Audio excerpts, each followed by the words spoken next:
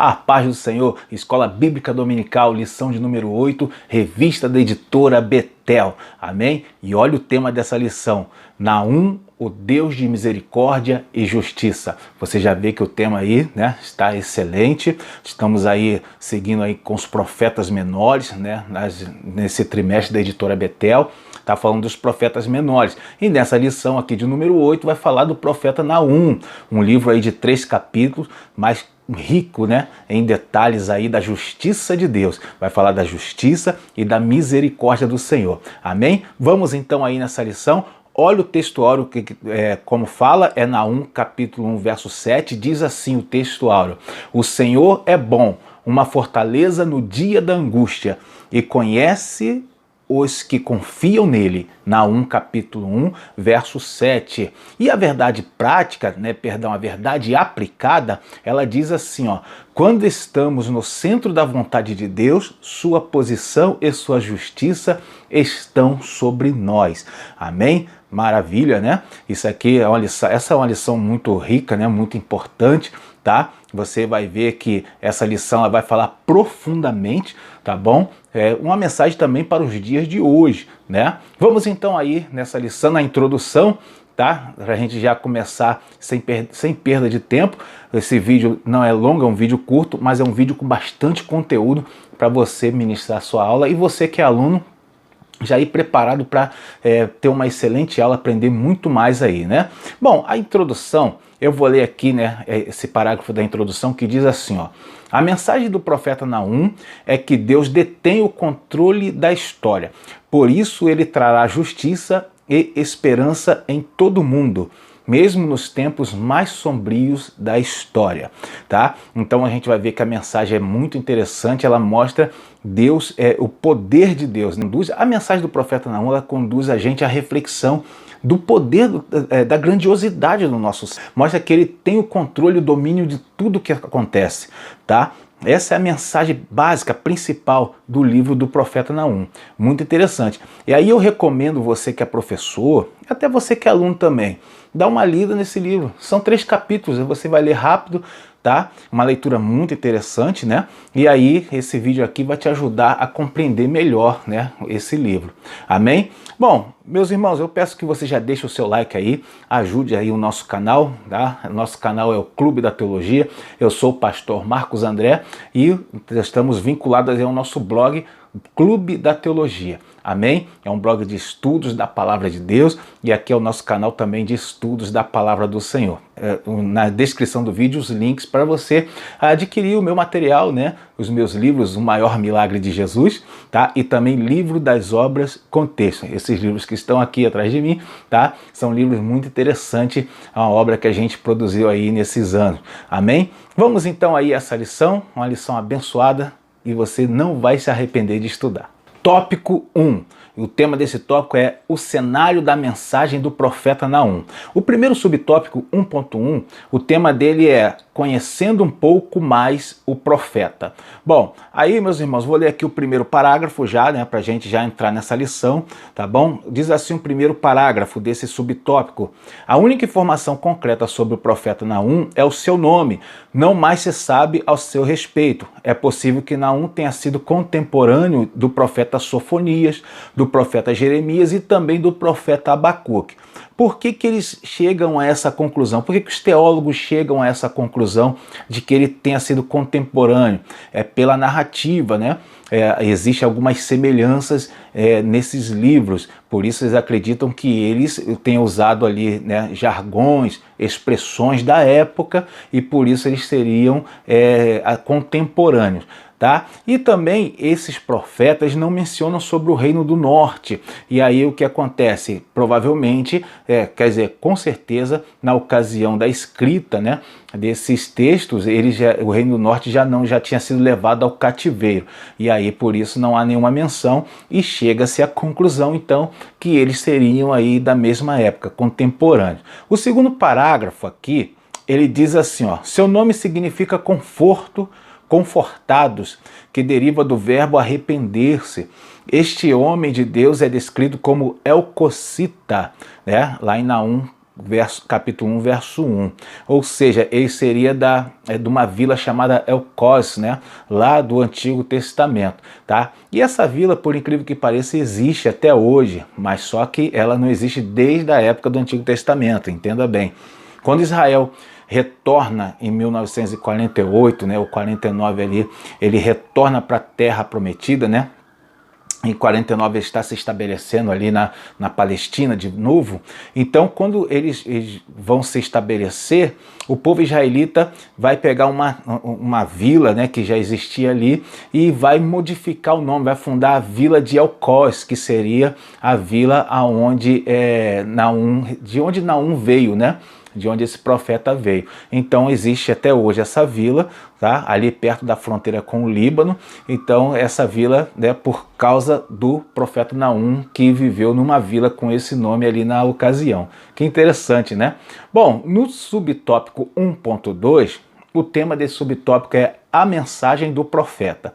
Então vamos ver qual é a mensagem do profeta. O primeiro parágrafo diz assim, ó: a mensagem do profeta Naum, anunciada no auge do poder da Assíria, é uma clara advertência à cidade de Nínive sobre a destruição que eles experimentariam por causa de suas crueldades com as nações e a rebeldia de seus habitantes.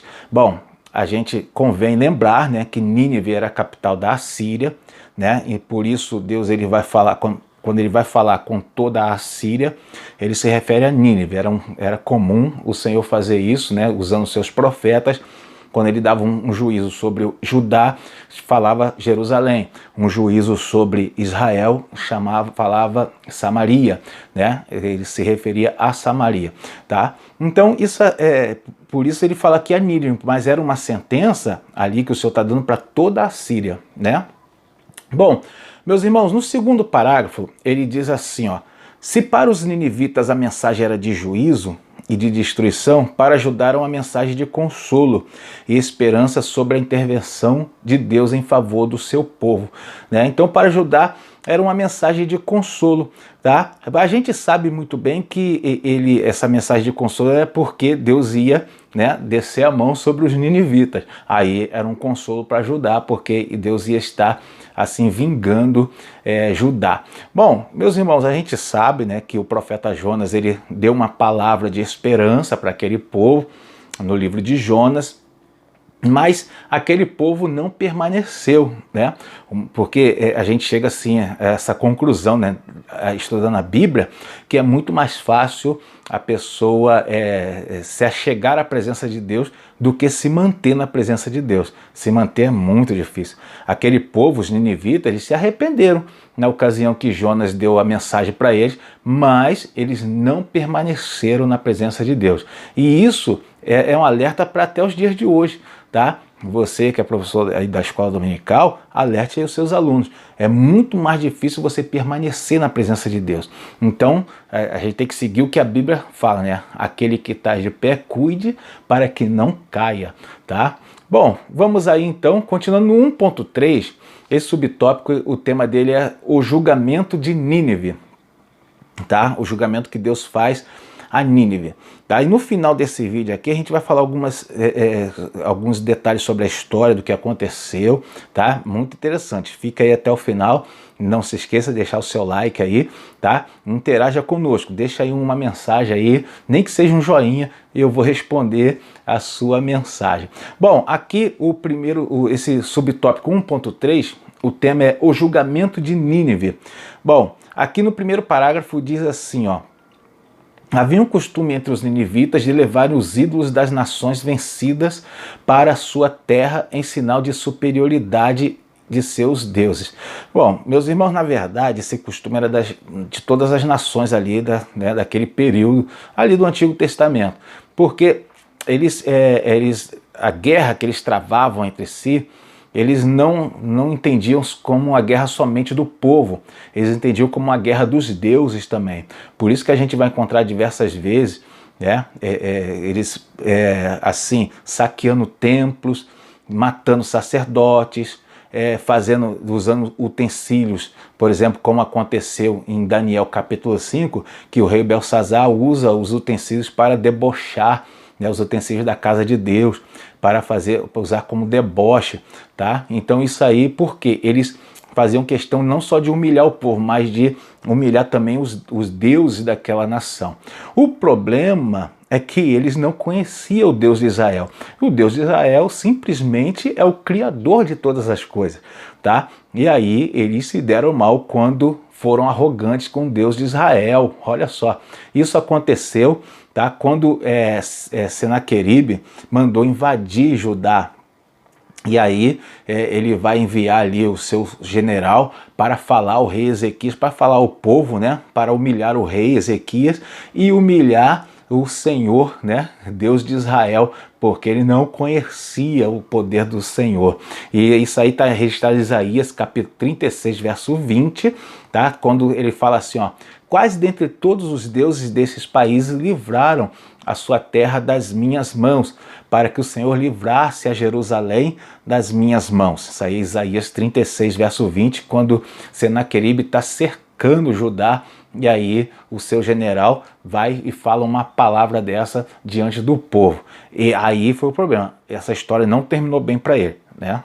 Eles estavam o tempo todo afrontando as nações, mas se deram mal quando afrontaram o Deus de Israel, né?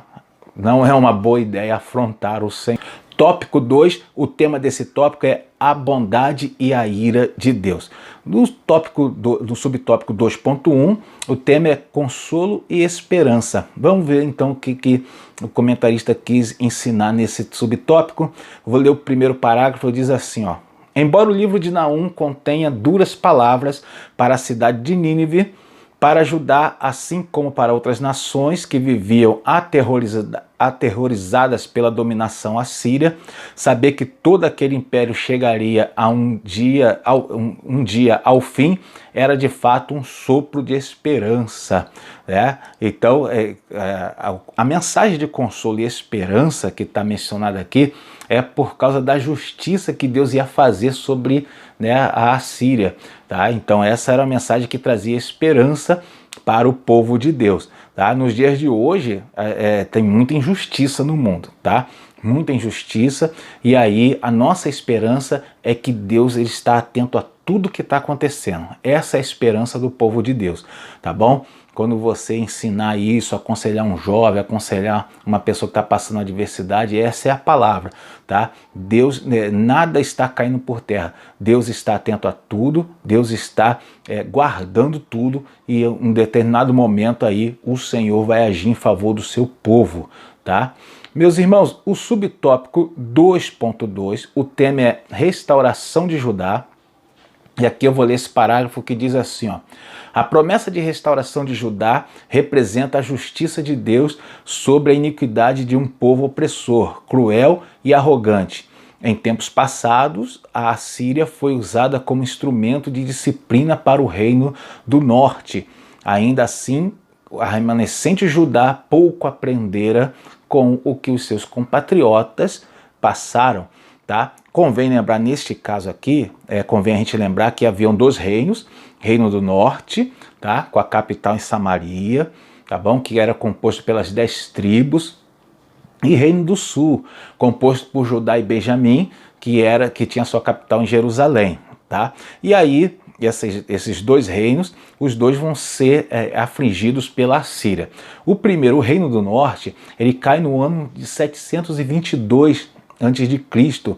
Aquele reino caiu, o rei da Assíria ele levou o povo cativo, colocou um novo povo em Samaria. Você conhece a história, né? Colocou um novo povo ali. Aquele novo povo não se dava bem com o povo da terra, ali com o povo de Israel, o povo de Judá, tá? E eles ficaram naquela rixa ali, porque o povo de Judá não aceitava os samaritanos, e aí ficou essa rixa até o tempo de Jesus, onde os judeus não se davam com os samaritanos. Bom, aqui está dizendo que Judá não aprendeu, né, com a experiência que passou Israel, que passou o reino do norte. E de fato isso acontece até hoje. Muita gente não consegue aprender com os erros dos outros. A Bíblia, ela nos dá a oportunidade da gente aprender, da gente colocar essa sabedoria em prática, aprender com o erro dos outros, né?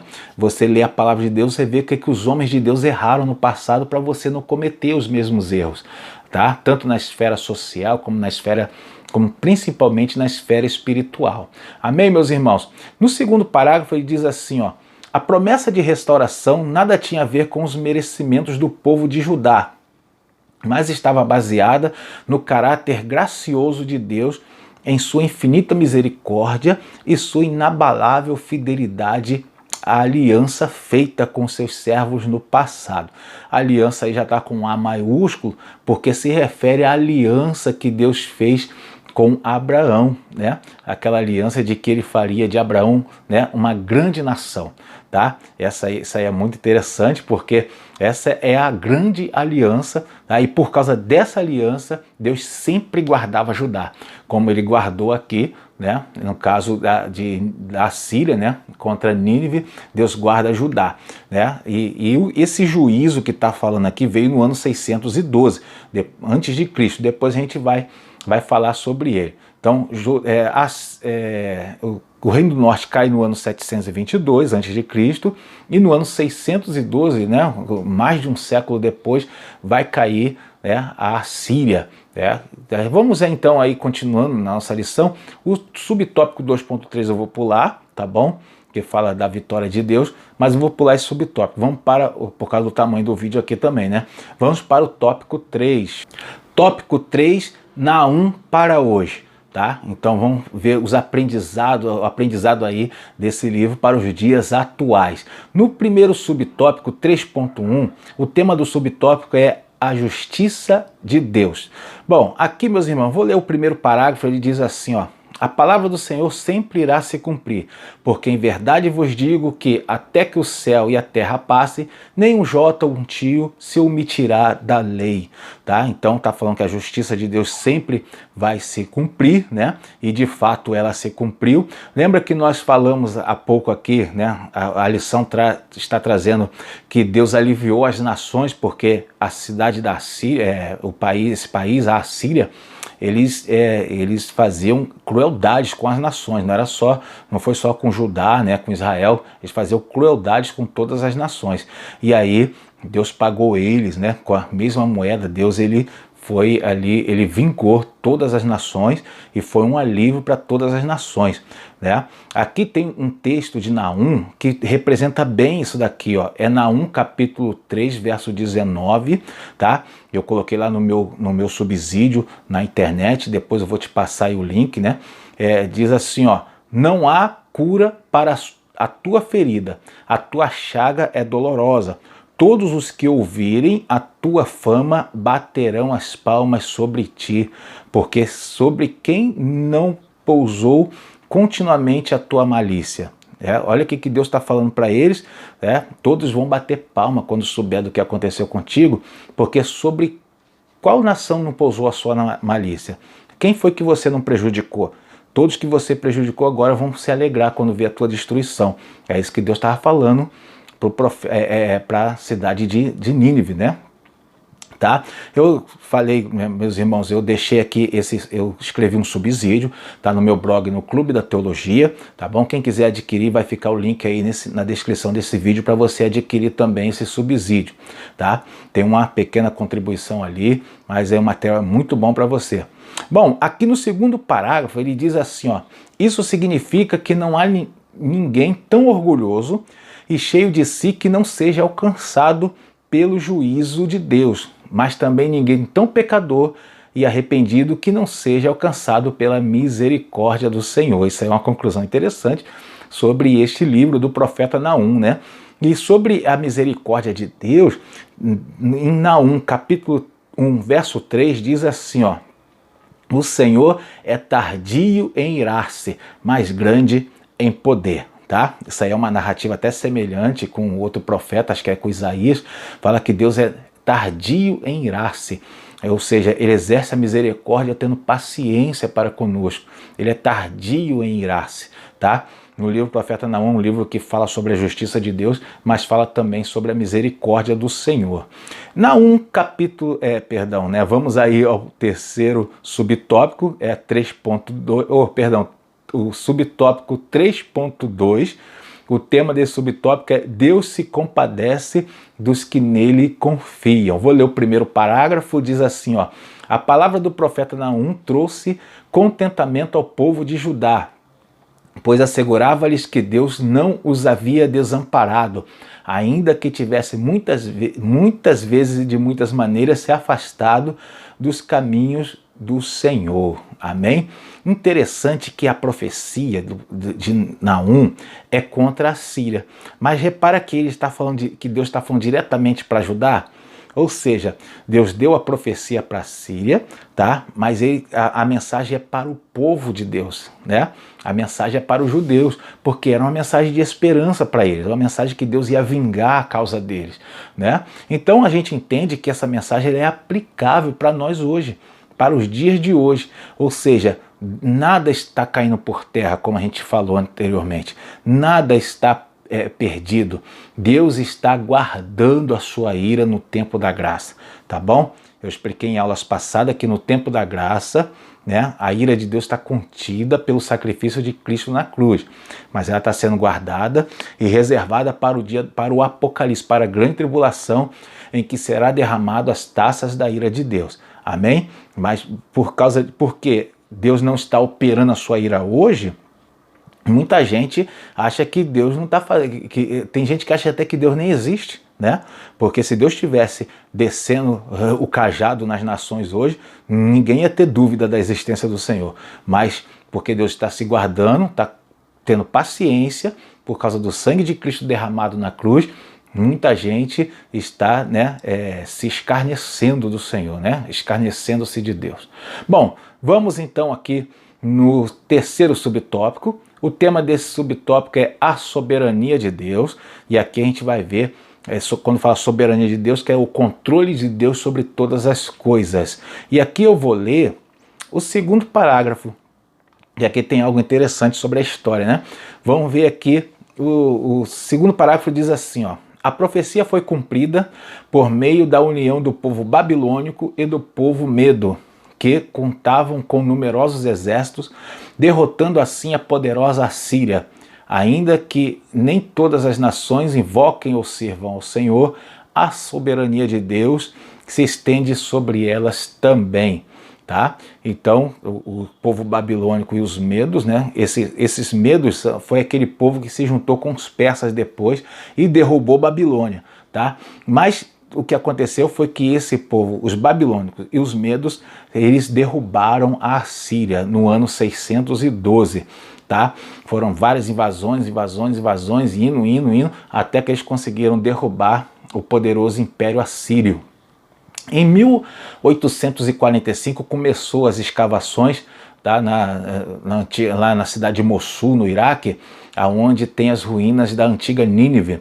Começou as escavações e acharam ali, né, os palácios, acharam toda a cidade. Que interessante, comprovando a existência daquela cidade. Bom, e aqui em Naum capítulo 3, no verso 3, tem um texto que fala uma comprovação interessante, ó, que diz assim, ó: o cavaleiro levanta a espada flamejante com a lança relampejante, e ali haverá uma multidão de mortos e abundância de cadáveres, e não terão fim os defuntos, tropeçarão nos seus corpos.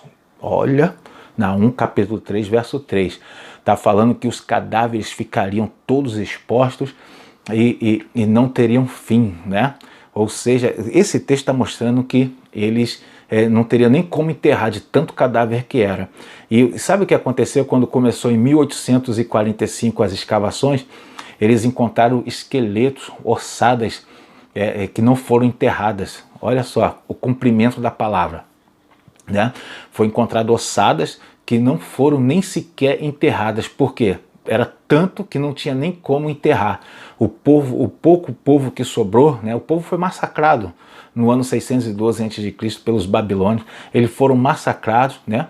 E aí o pouco que sobrou não tinha como enterrar aqueles esqueletos, aqueles ossos, né? Aqueles corpos.